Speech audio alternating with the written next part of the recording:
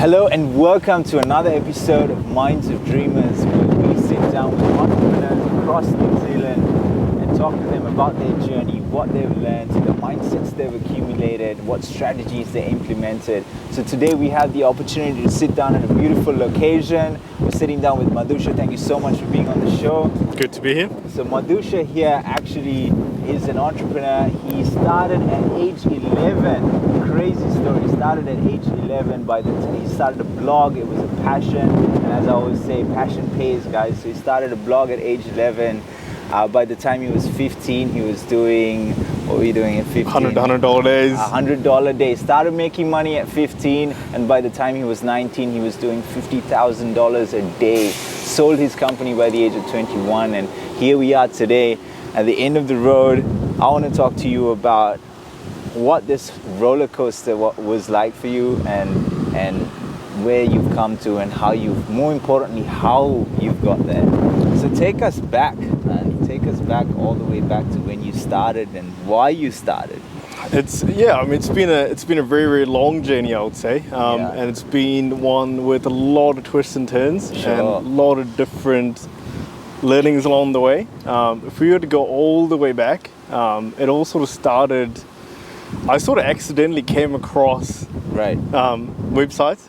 Like it wasn't something that, I naturally knew how to do.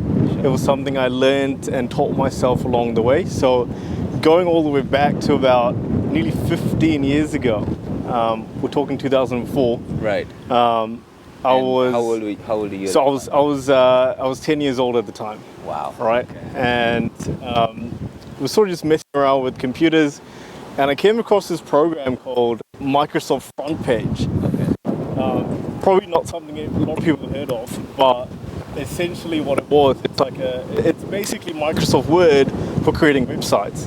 You can drag and drop images and create a little website. So it was a bit, when I first came across it, I was quite fascinated. I was like, well, there's this tool you can, so you've been online, you browse the internet, but I've never known that it was actually that simple to just go out and make a website. Right. So that's sort of where it sort of begun. I was just like, oh, okay, well, this is something that is pretty fascinating. But you were 10 years old, man. Like your friends were probably just, what were they doing? I was sort of always into my computers. I was a bit of a computer geek at the time, always on the computer, and that's sort of what led up to it. And at 10 years old, I sort of created this 2-page website. It was about cars, interestingly, and turned out that I couldn't actually publish the thing. It's very expensive to publish a website, apparently. Right, so you learn new things, yeah. I'm learning new things. So that was that. I just sort of built the site, and I couldn't really do much with it, so I just sort of left it alone, and picked it back up in about 2005. Right. Where I built a website for my dad. My dad had the side hustle where he would import cars from Japan, and he would sell it. Right. And so you were kind of surrounded with the entrepreneurial kind of situation at home itself. Absolutely. I would say my dad has definitely inspired me a lot with that. Right. He's had his own little things going on as well. So in 2005. I ended up making a website for my dad, which was the very first thing I actually put out there and published online. Right. So I was 11 years old at the time. Right. But did you guys put a lot of money into it at that point? Were you guys in a state of like financial freedom, or it was just me messing around. It wasn't aimed at anything other than just I was quite interested. I was quite fascinated by websites, and I was like, oh look, let's just go out and build a little website for my dad. Cool. But your dad was still kind of like middle class. He wasn't big entrepreneur at that point. No, absolutely not. I was just doing it sort of as a little side hustle going on. So that was a bit of fun, and that's when we really started getting into. Coming in 2006 is when EMGN as a thing started to actually come out. So EMGN initially stood for Electronics, Movies and Gaming Network. I see. And that was a little gaming. It was more focused on gaming than anything. It was a gaming blog that I started. It was a gaming blog that you started. It's a gaming blog that I started because I was really passionate about video games. It was it was built out of passion. It wasn't something I was building to make money, or it was just something that I was really into and I wanted to write about and blog about, and that's what got me started. Right.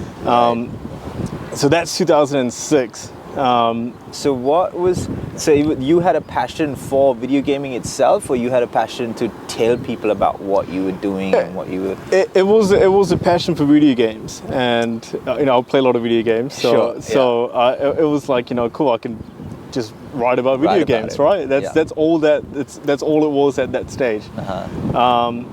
And that website actually started to really gain some traction at the start without, it wasn't intentional. It was just like, I was putting out content. Right. I was writing articles and writing reviews, and they started to get ranked on Google. They started to get all this organic traffic, and I just loved jumping in the back end and looking at all these numbers, and it was just really fascinating seeing all these people come to the website. Yeah. Look at so all. You were thinking about SEOs at this point. You were just genuine organic content. It was organic content. It was just a passion. It was just, hey, let me just put out some articles on video games. Wow, man. That's all it was. And I mean, you'd go a lot further in the story where it becomes a bit more serious, but. Come 2008, that website was generating about 1,000 users per day.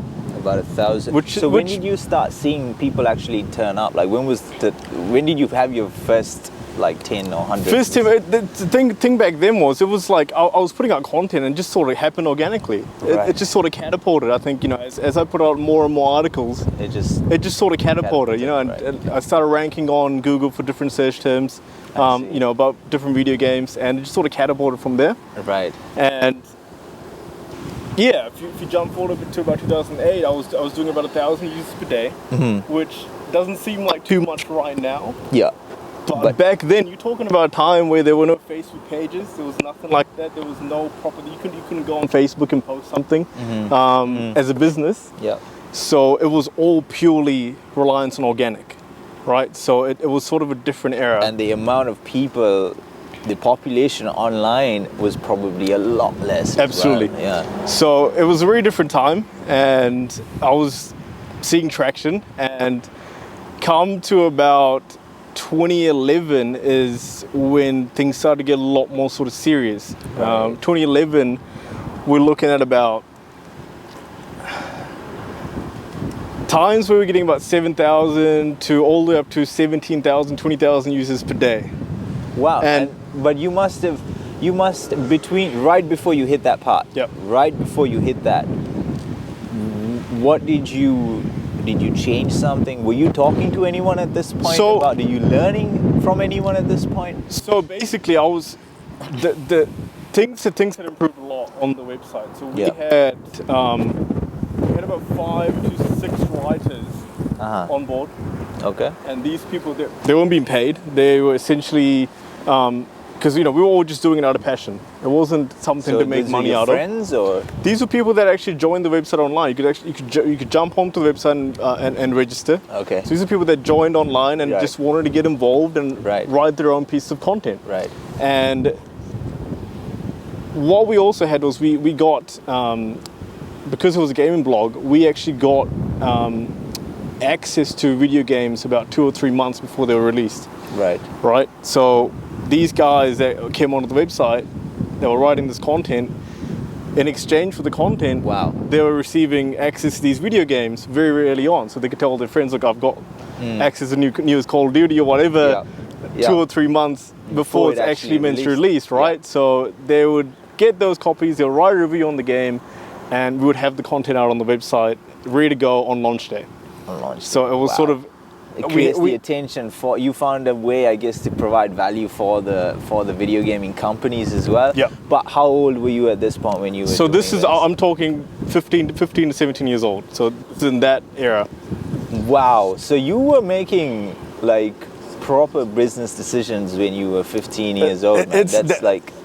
That's when it really started to take hold, yeah. So that's when, I was managing a small team, learning how to actually... Were you contacting these guys who were who were writing stuff? Or? Yeah. So we were in constant communication through email and everything, and through the messaging system. We actually had a messaging system on the website itself, so we could communicate and chat and make sure everything's sort of going right.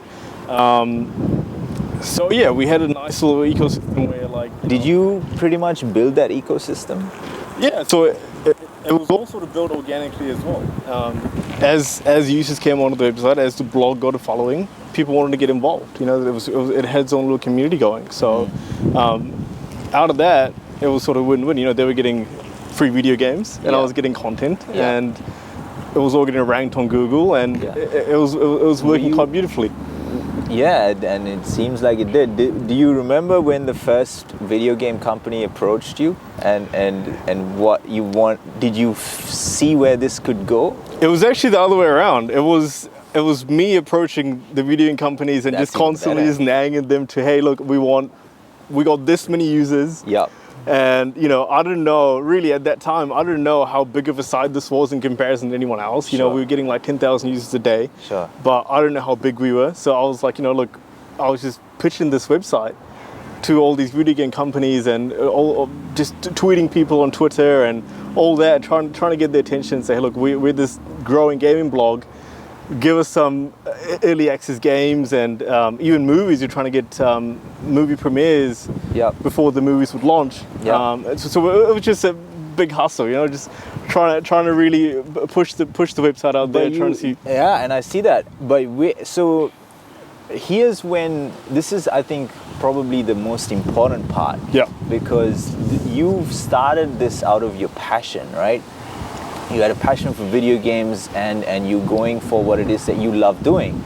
And then you find other people, you build this community, this tribe of other people who have the same passion. But then at some point you go, okay, I could monetize this. Yeah, so that started to happen when the users start flowing in. So one of the things that we learned, we sort of, at the start, it happened by mistake. Like we were getting users, we didn't know how it was happening. Right. But as time went on, we sort of had a formula for what would bring in the users, and that was simple as getting the news out as fast as possible, beat everyone else to the news, right?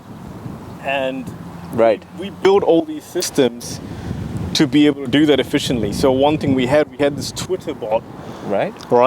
At the time, when I was 16 years old, I had this Twitter bot that would scrape through all the key gaming, so game developers, other gaming websites, and it would send us, whenever they tweeted something, it would send us a message. Yeah. Like, let's say it's a game developer, like for example, there was a Call of Duty developer we were following.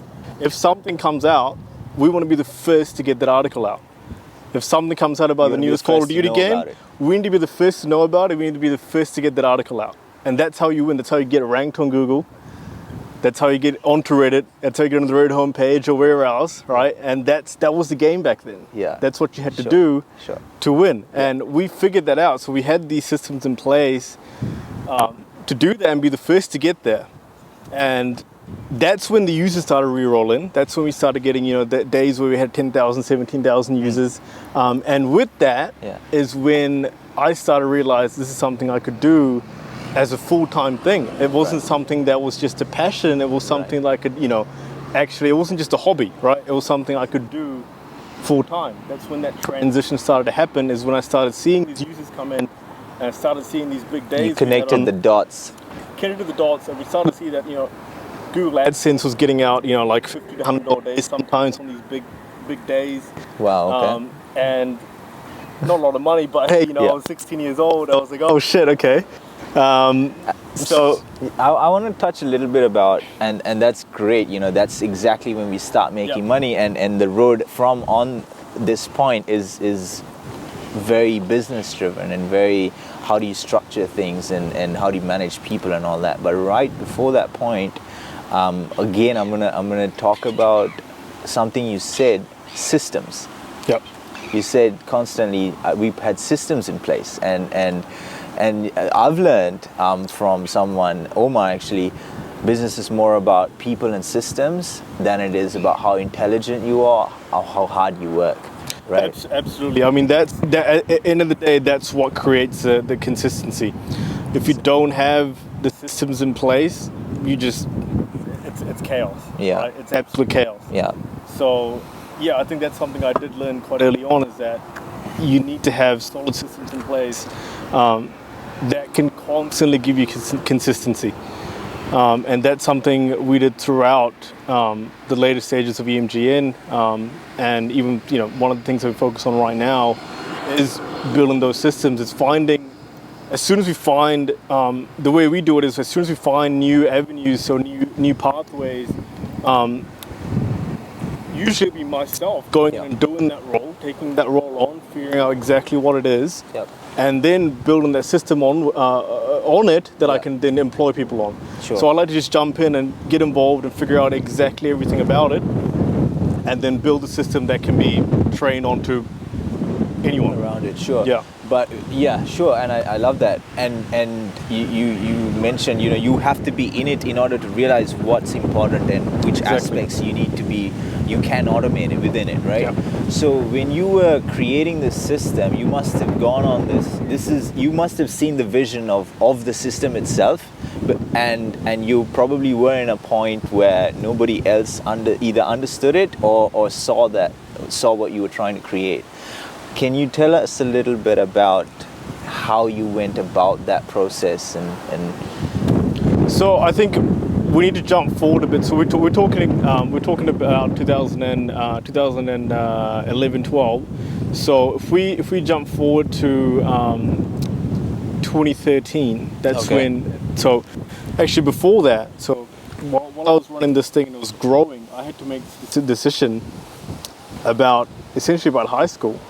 About high school and university, because I was 17 years old. You realized how big the potential of this was. I realized how big the potential of this thing was, and so I had to come up with the decision of, hey, whether I continue running this thing or do I hold off and come back to it, because it was my high school final exams coming up. Sure. I had to either get into university or I'll be a bit stuck. Yeah. So it came to that stage of it, which is 2012. Wow. And I had to sort of hold off on EMGN, sort of put my focus on university for a bit, and then that's when 2013 rolled around, and I decided to sort of go full time into this thing again. Right. And that's when things started to really take off. So you finished your high school, you finished off the Finished my last year. high school, I did a semester of university.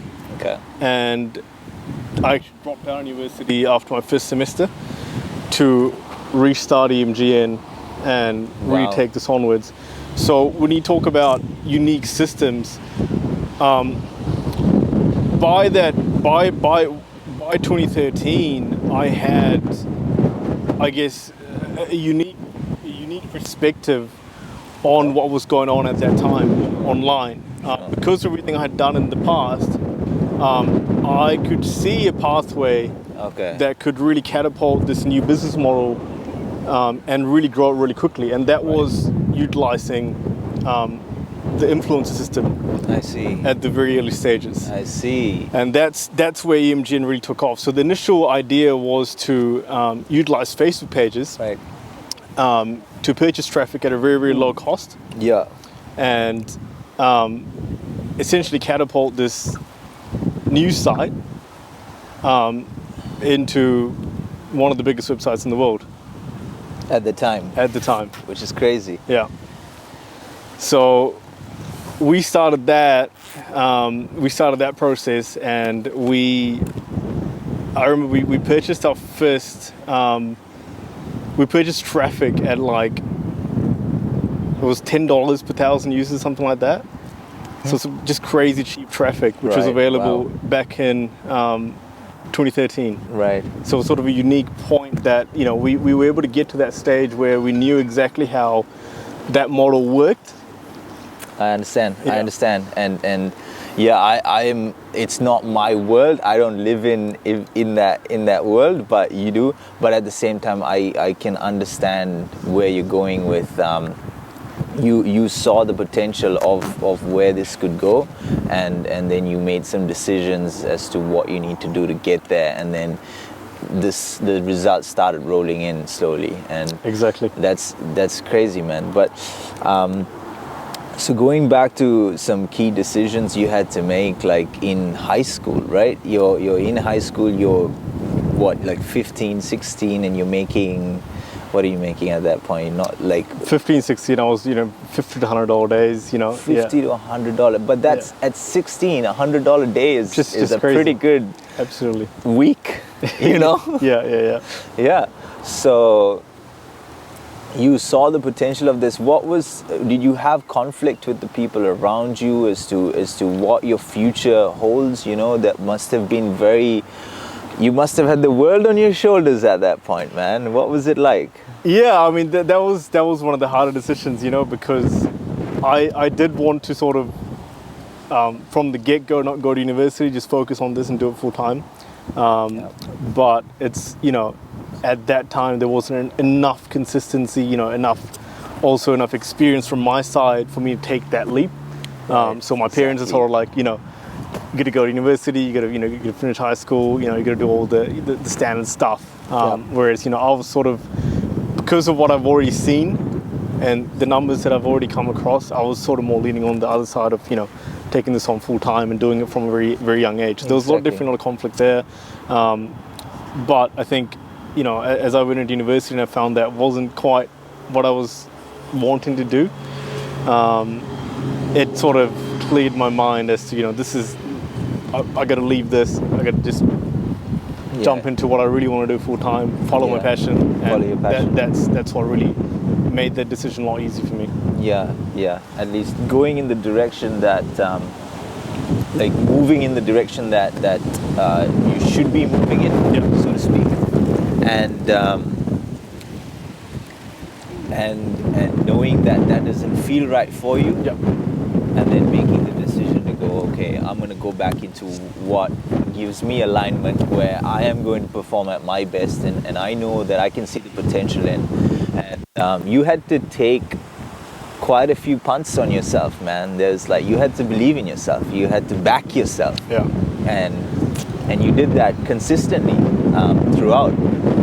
Where did that come from? Is there a lot of self-development that happens behind that? I know for a lot of people that's a big issue, man, backing yourself. I think again that does go down to my past. So when I was 19 years old in university, that decision was a lot easier for me because of what I'd already seen from all the work that I've already done coming up to that stage. It would be a lot harder for me to make that choice if I was a fresh entrepreneur, jumping into it without any experience. That decision would be a lot harder for me. So it was definitely because of that, and again because I've had so much experience already, I could see things. I connect the dots a lot better. Right. So I could see this new model that was appearing for traffic, for using influencers to generate traffic. I could see that a lot clearer, and I could see the numbers behind it a lot clearer. I could understand the numbers behind that. So it gave me a lot of confidence to be able to just jump into it and be like, hey, look, this is something I can make. I can make it work. I already have in the past. I can make it work. So that's where that confidence came from. Right. That's so key, Absolutely, being able to connect the dots, it only comes from experience, and also it comes from having multiple failures behind you as well beforehand. You can't just leap into it and expect things to work out. But if you have already had many failures and you already had many wins, then it becomes a lot easier. Exactly, and that's a great point you brought up there, and I want to touch on it a little bit. Something not a lot of people talk about, and fair enough, is the failures. And it seems as if you're an overnight success, but it was 10 years in the making. And in those 10 years, it wasn't success after success after success. You were pushing for the next level constantly. Like you said, you were knocking on the doors of game developers when you had numbers that they were like, what's going on? So tell us a little about the failures. Well, I mean, I like to believe that failure is the foundation for success. Wow. The more and the quicker you do fail is how you actually get to success. You can't. It essentially comes down the more things you try, the more shots you take, the higher chance you have at hitting one thing that will actually be, you know, the thing that you're known for. So it's absolutely crucial that you try as many things as you can. Yeah. And you fail fast, fail sensibly. Obviously, you don't want to go all in on and lose it all, but Fail fast. Fail fast, Yeah. fail responsibly. But it's absolutely something no one should be scared to do. It's because it builds foundations for coming up with your success. Yeah, absolutely. And I think, yeah, it builds the foundation, and it allows you to put yourself in a position where you can connect the dots a little bit. You know, Absolutely. you can go, okay, this worked, this didn't work, these are the numbers on this one, I'm gonna move forward with this aspect of it. Yes, you connect the dots. That's Connect it. the dots. Yeah.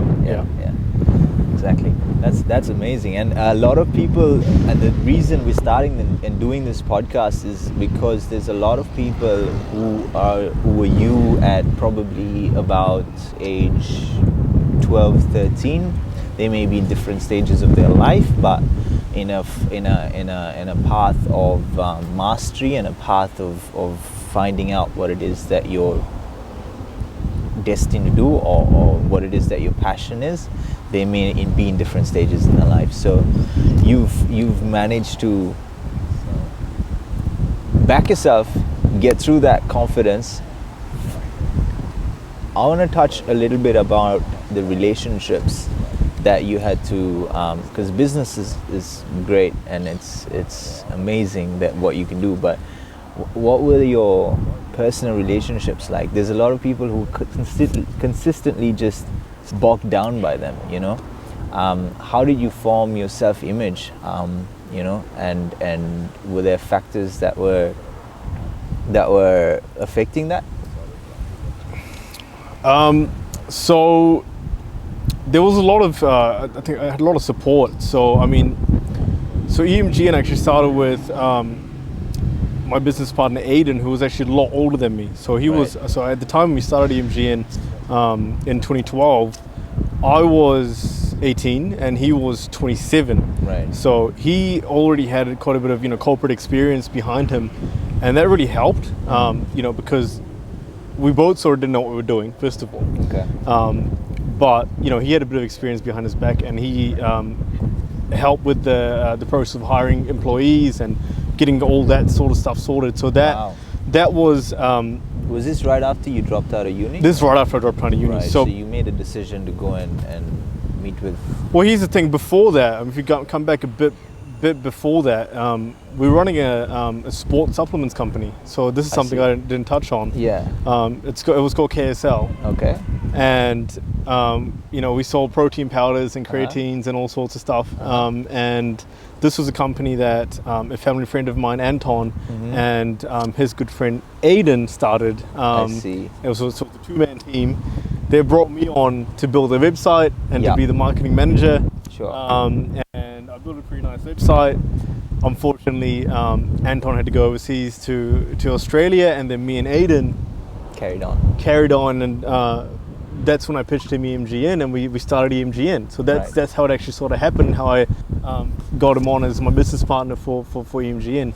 So that was actually a big part of it, because I had someone that was a lot older than me that also was you know, an instrumental part in growing that company. Right, sure. So you're 19, you get Aiden on board, and what are the moves you make? What do you guys do? So 2013 comes by. So it was in 2013 that we registered the company. We actually called it Hole in One Holdings. It's a funny name, and we did hit a hole in one. And that's pretty funny. Yeah. And so we relaunched EMGN, and the whole idea was that, I mean, if you're familiar with BuzzFeed, it was basically BuzzFeed made in New Zealand. We took news pieces and then made them super short form, slideshow like, easy to read, bite-sized content. Okay. Right. Cool. And it was just me and Aiden writing content at the time. There's no one else on board. It was just me and him. So we just started out testing out articles that we thought would go viral, We had no idea how anything really worked. It was just an idea at that stage. Yeah. And the thing behind it was that if the goal was that if we were able to get to a stage where we can pay ourselves a salary, I'll drop out of uni, he would go full time, and we'd just do this as a full time thing. Right. And by the start of 2014, I think we were doing our first $1,000 days. Wow. So it sort of grew pretty quickly. And that all came down to us utilizing Facebook page traffic. I see. So you jump on Facebook at this point, and we contacting Facebook pages. We contacting people that have 500,000, 600,000 likes, and we're essentially paying them to post our content on their page. That's how this thing started. Right. And right. It was very cheap traffic, and we utilized it as much as possible. And this is before we even started using Facebook ads. Yeah. Which came a bit further on. That's when we really started seeing that massive exponential growth. Right. That came in end of 2014. That's when we first started. When we first discovered Facebook ads, and it was the platform was sort of in its infancy at the time. And that's when we took these articles that were designed for hyper virality. And these were still in the gaming space? No, so the thing with the new EMGN, we had no restrictions. We did articles on literally anything. It was very broad. Right. It was just what you figured out, what the value proposition is here, the attraction that you can create, the attention you can create, and you were like, what can create attention? Exactly. And you were looking for that thing. Exactly. Right, got it. And so we sort of cracked the formula on virality. And again, this is through again building systems. We built a lot of systems that enabled it, which I'll go through. But wow. come 2014 is when we first started using Facebook ads to make these articles be shared thousands and thousands and thousands of times. Right. Our biggest article, which was something about Disney, I can't remember the exact title, it was about Disney characters. It was about this artist that created these alternate Disney characters. Right. Alternate versions of Disney characters, right? Like almost like alternate reality of Disney characters. And that article got shared over 100,000 times. Wow. On Facebook. On Facebook. It was insane. So that what year was this? This is end of 2014. End of 2014. Yeah. So I would have been, I believe, 20 years old at the time. Right. Yeah. So that's when this thing really started to take off. When we went, oh shit, it looked like we had the formula to predict virality. Right. So we could go out and say, this article here, based on these factors, wow, will most likely be shared, 20,000 times. So we built the systems for that, and we use Facebook and a few other advertising networks. Taboola, there's one called MGID. You heard of Taboola? So we use these networks to basically catapult these articles out online. And at our peak, we were doing about 10 million page views per day, which is an insane amount. Oh my gosh. At any given time, we had about 20,000 to 30,000 users online, which is just absolutely mind-blowing numbers. And this is what led to, we'll show you the actual screenshots. We'll be able to put the screenshots on this video as well, just to give the guys context. Yeah. It's just like, you can't even imagine that many people, you know what I mean? It's just insane numbers to think about. But these were the numbers we're doing on a daily basis. And by that time, we had a staff of about 15. We moved into an office in 2014 on, actually this was early 2014. So you had staff of 15? We had staff team of 15. When you moved into an office? We moved into an office and we started building a team. By middle of 2015, we had a staff of about 15. Okay. These are all copywriters? What does the staff consist of? So the majority of it were writers. Okay. So, and then we had a full-time developer on board as well. Okay. And we had a video editor as well. So we had some in-house video creation. We had a YouTube channel going, and there was an in-house studio in because YouTube was out by then, and YouTube was getting big. So yeah. So we had an in-house studio. And oh my gosh, in-house studio. Yeah. Great. So we had an office on Simon Street. Okay. It was basically in a apartment block. Right. We had like a full apartment. Yeah. And then we converted into an office. Okay. Again, I'll send you some pictures of that, which you can put up on here. And it was a very we had like almost like a Google-like vibe in there. We had like picnic tables. Right. We had like little grass areas and stuff with like massive flat screen TV for FIFA. It was a really cool vibe. And yeah, so we had a team of 15 in there who were basically churning out articles and following this formula we had for virality and pushing out articles on a daily basis that we would then go out and put into a little machine that would catapult these articles to millions and millions of views. Exactly. So we had a great system in place that created some amazing consistency. Right. Right. And that's, I think, key, right? The consistency. That was it. I mean, you just had the ball in your court at that point. That was it. So we had a unstoppable machine in 2015. We had a very unstoppable machine, and yeah, it was a very, very exciting time because along that path is when we had our first $50,000 day, which is insane to think about. Wow. And I was. Well, do you remember that? What did you feel? Well, like? This was when we had that article that went hyper viral. It pretty much nearly broke our website, and which was a new challenge. And then we had, I think, about 50,000 users online, and we had a day where we had about, I think, 2.5 million, I believe it was 2.5 million users on that day, which was the highest we hit. Wow. It was about 13 million page views. Wow. Just insane numbers. That's a quarter of the population in New Zealand. That is, and that's in a single day, right?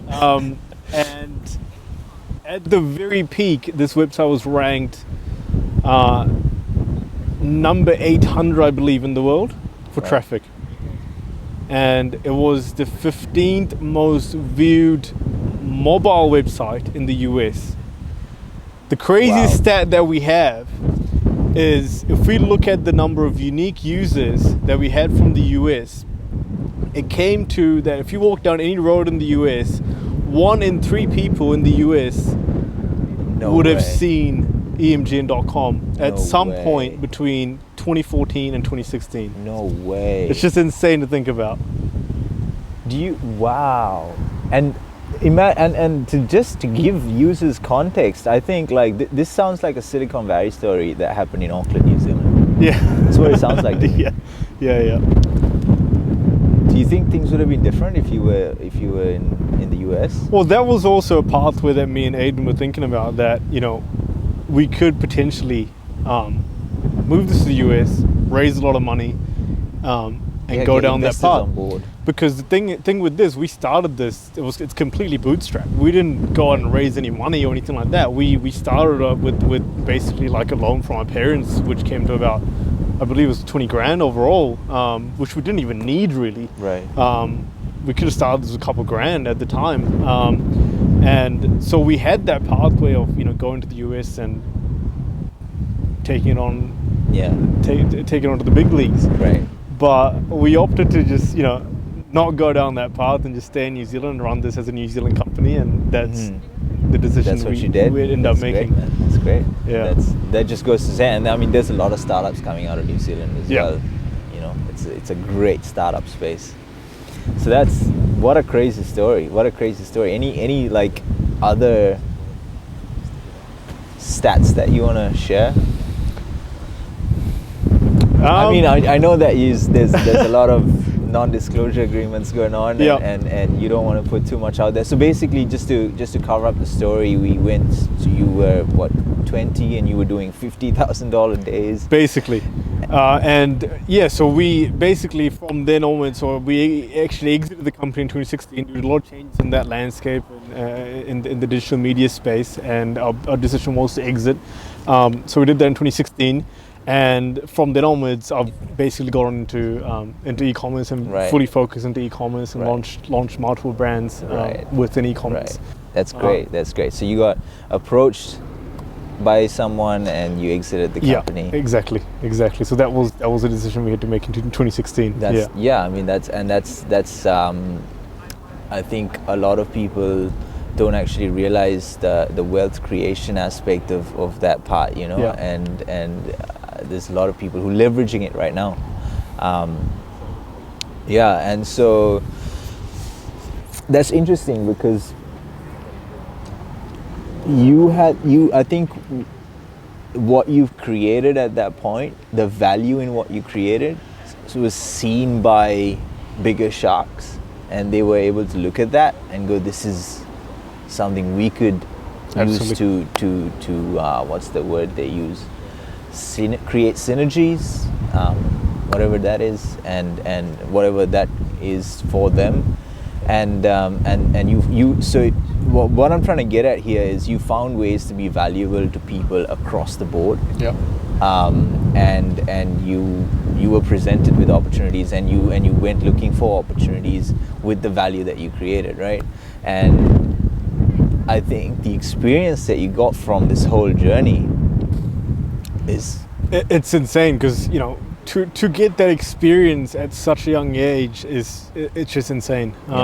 Because you know, I feel quite happy about all that, especially because, you know, being 20 years old, it's a very unique position to be in. Absolutely. And that really set me up for a lot of the things I'm doing now. Right. It gave me the experience, gave me the confidence to go out and start new things and jump into new industries that I've, you know, never been in before as well. So that's absolutely amazing. Yeah, absolutely, and I see that, and I think it goes back to the systems and the consistency that you can create, and just growing up in a world. You literally went from no internet. I mean, the internet was very small to what it is today. And today it's everyday life. You know, this right here is media and the power of the internet. And I don't think a lot of people are still understanding the economy behind it. You know, and puts you at a massive advantage as to what you can achieve. Yeah, I mean, it's been amazing to see how things have changed, like, because the digital media space, and a lot of it was in its infancy when we started and really got into EMGN, and it's now something that's really controlled by the big giants, but it's also there's just so much opportunity out there for entrepreneurs to come in and, you know, start things and grow things without, you know, having too many restrictions. So it's still an amazing landscape that anyone can jump into. The barriers to entry are really, really low. The barriers to entry still are very, very small, very almost non-existent at the moment, but they are forming, and that's something that I'm starting to see a lot, is that lot more restrictions are coming into play. So, you know, if there is anyone out there that wants to start something, now is the prime time to be involved, because you can still go out there and start something with a few $1,000s. Whereas, you know, the way I'm seeing it and the way things are evolving online, you know, come down 5-6 years, it's going to be a very, very tough landscape to compete in without having everything at the highest level from the get-go. So it's still a very, very prime position to jump in and jump in. With before the noise gets too noisy. Before the noise gets too noisy. Exactly. Yeah. So where for someone watching out there, for someone who's got ideas, and they want to maybe become an influencer, maybe they want to start doing some drop shipping, maybe they want to start, you know, selling something online that they create themselves. What pathways would you recommend for them? I would say, as much as possible, to follow something and do something that you're really passionate because if we go back to my story, Yep. the reason I was able to stick it through all the tough times and the times where I felt like nothing was working, Yep. was because I was so passionate about it. I wasn't chasing after money. I was chasing after and doing something that I really loved doing. So I would really encourage that. I would say create a business around something that you really love. Doesn't matter Right. what it is. Right. If you have a passion for something, Right. you should try and create a business around it. If you're good at something, you should try and make some money out of it, right? Yeah. So that's exactly what I would recommend. Love it. Love it. Love it. So what are you doing? What are you spending your time with now? So you once you sold the business, what happened? What happens after that? So I started Take quite a big break. I actually didn't take a big break at all. Yeah. I jumped straight into creating a travel agency. Right. Fly.co.nz, which Okay. is a nice. If you're in New Zealand, you know what that is. yeah. And also a couple other separate brands from there, which is Fly LANKA and Fly India. And that's essentially the travel agency arm. And then I've got a couple of e-commerce brands. One is called Slick Lane, which is a streetwear brand. Right. We do some really cool things with that. Right. We're actually prepping that for sale at the moment as well, which is quite interesting. Nice. Are you repping at the moment? I'm not actually. I should be. I'm not at the moment. And then there's also got a women's clothing brand which I run with my partner, Nice. which is called ENZOH. So I've been really involved in the e-commerce space, and that's something I'm really quite passionate about right now. Yeah. And that's something I'm looking to do a lot more and going into the future as well. Nice. Love it. That's cool, man. Before we wrap up, I want to talk a little bit about, if you don't mind, touching a little bit about your partner and the relationship aspect of things, because amongst this big journey that you've had, this roller coaster of failures, successes, failure, success, at which point was your focus purely on the business? How did that happen? And I think a big factor for a lot of people is the people around them really determine how much they back themselves and how much they can keep going through failure. Yeah. So how has the relationships that you formed helped with that? Has it helped? Is it something that's important to you? What do you think about that? I absolutely think it's essential, really, to being able to do what you love is to have a supportive partner. Right. And Sanchi has been quite instrumental in that. She's really backed me with everything that I do.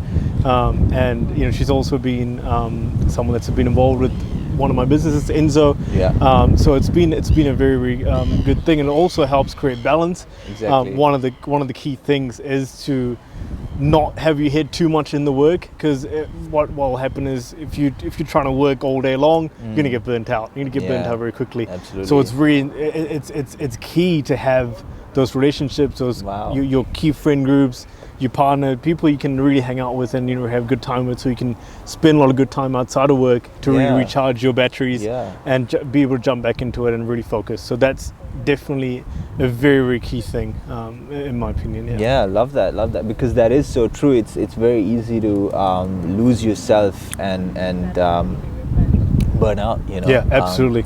And to make that time that you're breaking, like having a break, to make it productive in a manner that when you can go back, like you said, you recharge your batteries. Absolutely. Yeah, man. So that's absolutely been one of the bigger challenges is creating that balance. It's always something I think a lot of entrepreneurs find is something that's quite difficult to do. But I think that's the key, really, to being able to have that consistency with your life as well, consistency in your work life, is to be able to have that balance where you can recharge. So that's that's been. Do you have you formulated what is a good balance at this point? I think I've slowly mastered that, and back when I was a lot younger, I'll be working I'll be working like really long hours, you know, try to put in, you know, crazy 14, 15-hour days. Sure. Whereas, you know, what I quickly learned was that just isn't sustainable. You Right. can't expect to go out there and do 15-hour days all day long. It's just not going to work. Yeah. So I very quickly found what works for me. And what is that? Is that I tend to, for me, I tend to find 5 to 6 hours a day maximum, Right. and sometimes it's a bit less. Sometimes it's a 4-hour day, and having as many breaks as I can in between is what really works for me. And Yeah. you know, again, spending time with family and friends Right. is a key part of that. That's amazing. I love that because and it all bogs down to one thing, and that is focus, and that is like you said, you know, going back all the way back to connecting the dots. And if you hadn't been so in tune with that, in order to connect the dots, to go take a punt on yourself, going, this is what I see, this is the potential. You know, it's kind of really a formula of you know, creating the balance, doing the recharging activities that you're doing, and then going about that focus. I think that's the key thing between when you first start off and once you have, you know, a few years behind you, is that, you know, you learn that it is a game of systems, right? You do need to have systems both in place for your life and your business, not just in your business. You need to have these systems in place basically everywhere if you want to have a consistent work life and family life. So that's something that you learn along the way, and you know, as you master it, things start to work a lot better. Things start to get a lot more efficient. Sure. Did you have mentors? I think, you know, Aiden definitely was one of my key mentors. You know, because again, when I started, I was 19, he was 27, so that big age gap. So, you know, there's a lot of learnings I got from him, and so that he was definitely one of my key mentors. And yeah, that's been a key part of it. That's been a key part of it. A lot of people right now in the personal development space, they spend a lot of time going, I need a mentor, I need somebody to learn from, instead of actually sitting down and going, what can I do? This is what I'm going to create, this is what I'm going to do. And he's a prime example of someone who said, this is what I'm going to do. I'm not going to, because it literally hasn't been created before, so there's no one you can ask this information from. And yeah, so are you currently do you currently involve yourself in a lot of personal development stuff, or are you mostly just focused on what you're creating?